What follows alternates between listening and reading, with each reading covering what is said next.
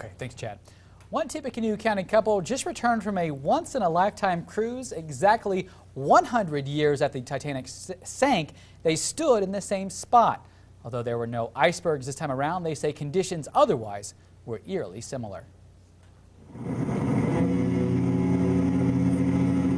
The sound culminating a trip a century in the making.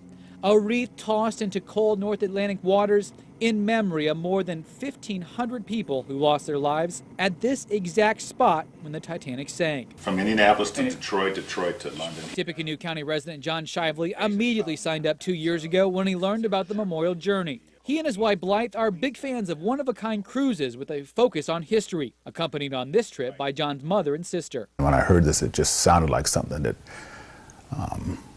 I had to do. The Balmoral liner left England from the same berth the Titanic did, with 1,309 passengers aboard, the exact same as the infamous trip a century earlier. A trip the Titanic made in 4 days, the Balmoral made in 6. But at 11:40 p.m. April 14th, so let us stand silently.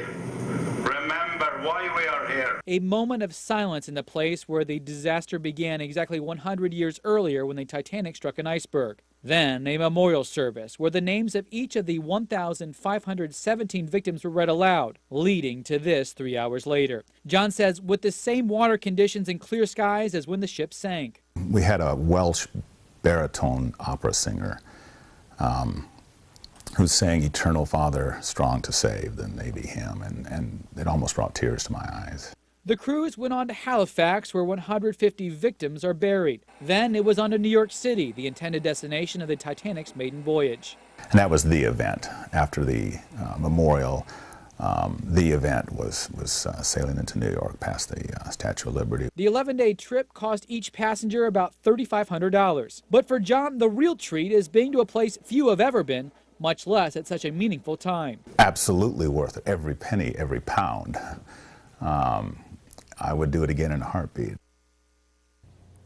One interesting fact, Lafayette is about 60 miles south longitude-wise of where the Titanic sank. Tough to believe. John and Blythe have their next big trip planned. In June, they are heading to Hawaii so they can watch the planet Venus pass in front of the sun. Mitch Daniels